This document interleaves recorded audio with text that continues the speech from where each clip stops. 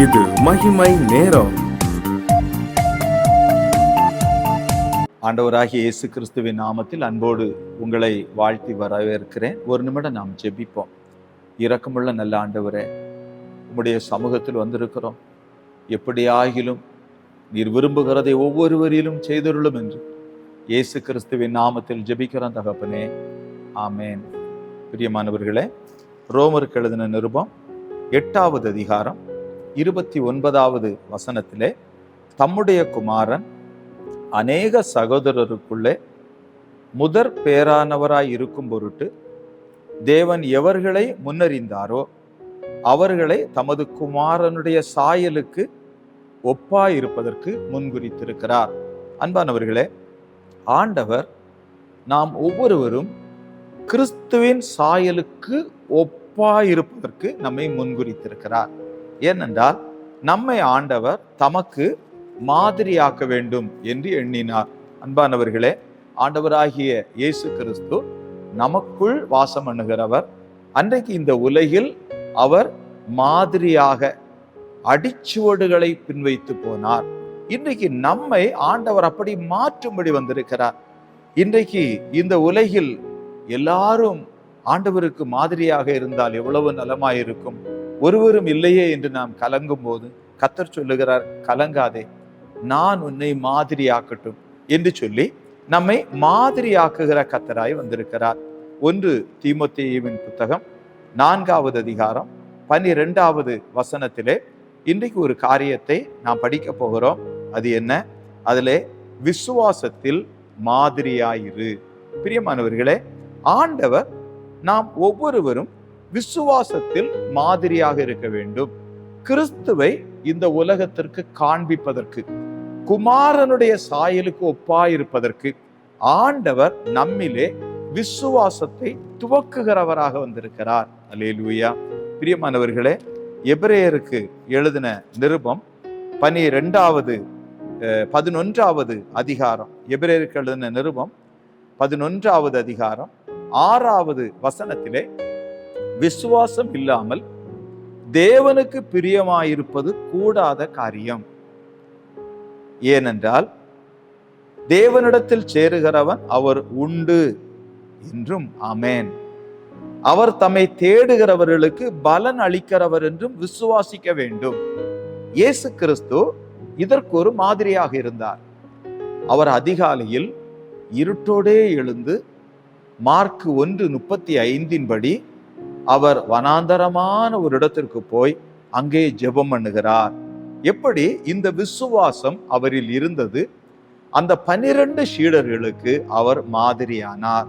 அன்பானவர்களே, இன்றைக்கு ஆண்டவர் நாம் ஒவ்வொருவரிலும் தம்முடைய விசுவாசத்தை வைத்து நம்மை தேவனுக்கு பிரியமானவர்களாக மாத்திரமல்ல, கிறிஸ்துவை இந்த உலகத்தில் காண்பிக்கிற மாதிரியாக நம்மை மாற்ற வேண்டும் என்று விரும்பினார். எபிரேயருக்கு எழுதின நிருபம் 12வது அதிகாரம் 1வது வசனத்திலே ஆண்டவரை குறித்து சொல்லப்பட்டிருக்கிறது, அவர் விசுவாசத்தை துவக்குகிறவர். இயேசு கிறிஸ்தியார், அவருக்குள் இருந்த அந்த விசுவாசத்தை ஆண்டவர் இப்பொழுது நம்மிலே வைக்கிறார்.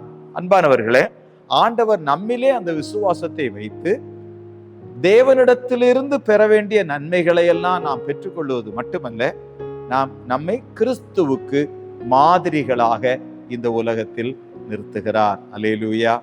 பிரியமானவர்களே, எபிரேயருக்கு எழுதின நிருபம் 11வது அதிகாரம் 7வது வசனத்திலே முதலாவது கர்த்தர் ஒரு மனிதனை இங்கு காண்பிக்கிறார். விசுவாசத்தினாலே நோவா தற்காலத்திலே காணாதவைகளை குறித்து தேவ எச்சரிப்பு பெற்று பயபக்தியுள்ளவனாகி தன் குடும்பத்தை ரட்சிப்பதற்கு பேழையை உண்டு பண்ணினான்.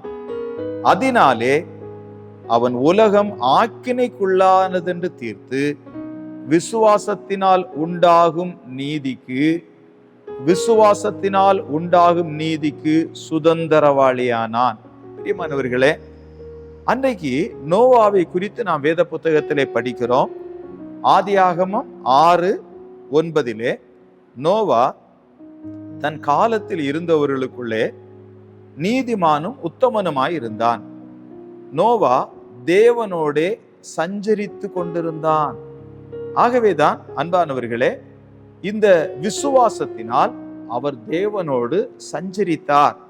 ஆண்டவர் 7வது அதிகாரம் 1வது வசனத்திலே சொல்லுகிறார், இந்த சந்ததியில் உன்னை எனக்கு முன்பாக நீதிமானாக கண்டேன். ஆகவே பிரியமானவர்களே, இந்த விசுவாசம் நோவாவை தேவனுக்கு முன்பதாக நீதிமானாக நிறுத்திற்று.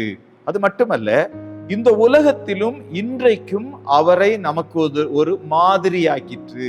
அன்பானவர்களே, ஆண்டவர் இன்றைக்கு நம் ஒவ்வொருவரையும் விசுவாசத்தில் மாதிரியாக்கும்படி வந்திருக்கிறார். அல்லேலூயா. பாருங்கள், ஆண்டவர் இந்த நோவாவுக்கு அவர் தன்னை வெளிப்படுத்தி அவர் என்ன காரியத்தை செய்கிறார் பிரியமானவர்களே? அவர் தன் குடும்பத்தை ரட்சிப்பதற்கு பேழையை உண்டு பண்ணுகிறார்.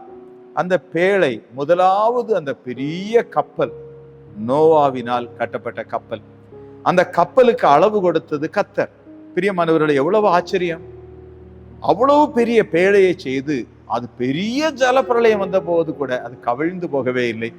எல்லாரும் காப்பாற்றப்பட்டார்கள். அப்படியே இன்றைக்கு நம்மையும் ஆண்டவர் விசுவாசத்தில் மாதிரியாக நிறுத்தி தம்முடைய இரக்கத்தை கட்டளையிடுவாராக. இரண்டாவது ஒரு காரியத்தை பாருங்கள். எபிரேயர் 11வது அதிகாரம் 8வது வசனத்திலே, விசுவாசத்தினாலே ஆபிரகாம் தான் சுதந்திரமாக பெறப்போகிற இடத்திற்கு போகும்படி அழைக்கப்பட்ட போது கீழ்ப்படிந்து தான் போகும் இடம் இன்னதென்று அறியாமல் புறப்பட்டு போனான். எங்க போகணுன்னே தெரியாது. ஆனால் விசுவாசத்தினாலே, அன்பானவர்களே, இந்த ஆபிரகாமுக்கு கர்த்தர் தரிசனமானார். நாம் ஆதியாகமத்தின் புத்தகம் 12வது அதிகாரம் 1வது வசனத்திலே கர்த்தர் ஆபிரகாமை நோக்கி, நீ உன் தேசத்தையும் உன் இனத்தையும் உன் தகப்பனுடைய வீட்டையும் விட்டு புறப்பட்டு நான் உனக்கு காண்பிக்கும் தேசத்துக்கு போ என்று ஆண்டவர் சொல்லுகிறார். பாருங்கள், அவர் வாக்கு பண்ணுகிறார். 2வது வசனத்திலே, நான் உன்னை பெரிய ஜாதியாக்கி உன்னை ஆசீர்வதித்து உன் பேரை பெருமைப்படுத்துவேன், நீ ஆசீர்வாதமாய் இருப்பாய். அன்பானவர்களே, விசுவாசம் ஆண்டவர் காண்பிக்கிற தேசத்திற்கு போகும்படி கர்த்தரையே பார்க்க வைத்தது. ஆகவேதான் அவர் ஆண்டவரையே பார்த்தார். தான் போகும் இடம் இன்னதென்று தெரியாவிட்டாலும் ஆண்டவரை பார்க்கிற கண்கள், அந்த விசுவாச கண்கள் அவரை சரியாய் கொண்டு வந்து நிறுத்திற்று. அவர் கானான் தேசத்திற்குள் பிரவேசித்ததை நாம் படிக்கிறோம். ஆகவே பிரியமானவர்களே, ஆண்டவர் இன்றைக்கு நமக்குள் அந்த விசுவாசத்தை வைத்து, இன்றைக்கு ஆபிரகாமை நமக்கு மாதிரியாக நிறுத்தினவர் நம்மையும் நம்முடைய பிள்ளைகளுக்கு, வருங்கால சந்ததிக்கு மாதிரியாக நிறுத்தும்படி அவர் வந்திருக்கிறார். மூன்றாவது பாருங்கள், எபிரேயர் 11வது அதிகாரம் 11வது வசனத்திலே, விசுவாசத்தினாலே சாராளும் வாக்குத்தத்தம் பண்ணினவர் உண்மையுள்ளவர் என்று எண்ணி கற்பந்தரிக்க பலனடைந்து வயது சென்றவளாயிருந்தாலும் பிள்ளை பெற்றாள். அன்பானவர்களே, ஆண்டவருடைய வார்த்தையை பாருங்கள். இந்த விசுவாசம் சாராளுக்குள் கற்பந்தரிக்கிற பலனை கொண்டு வந்தது. அன்பானவர்களே, ஆண்டவர் யார்? தம்முடைய பிள்ளைகளை அவர் விசுவாசத்தால் நிரப்புகிறவர். ஏனென்றால் இந்த பூமியிலே ஆண்டவர் எதிர்பார்ப்போடு வைத்திருக்கிறார். நம்மை கொண்டு அவருக்கு செய்ய நினைத்த காரியம் இருக்கிறது. ஆகவே பாருங்கள், ரோமர் 4:19 அவன் விசுவாசத்திலே பலவீனமாய் இருக்கவில்லை. அவன் ஏறக்குறைய 100 வயதுள்ளவனாய் இருக்கும்போது தன் சரீரம் செத்து போனதையும் சாராளுடைய கற்பம் செத்து போனதையும் எண்ணாதிருந்தான்.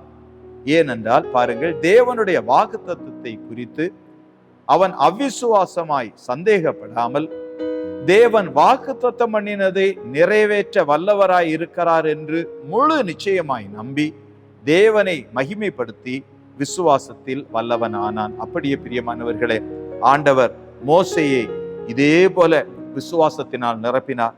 யோசேப்பை இதே போல விசுவாசத்தினால் நிரப்பினார். மாதிரியாக நமக்கு முன்பதாக நிறுத்தினார். ஆண்டவரை நோக்கி நாமும் இரக்கம் கேட்போம்.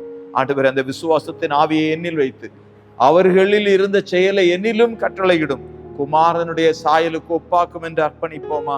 ஆண்டவரை நோக்கி ஜெபிப்போம். இரக்கமுள்ள நல்ல ஆண்டவரே, நாங்கள் உம்மிடத்துல வந்திருக்கிறோம். இறங்கி தகப்பனே எங்கள் ஒவ்வொருவரையும் அப்பா குமாரனுடைய சாயலுக்கு ஒப்பாக்கி விசுவாசத்தில் மாதிரியாக்கும் என்று இயேசு கிறிஸ்துவின் நாமத்தில் ஜெபிக்கிறோம் ஜீவனுள்ள தகப்பனே, ஆமென்.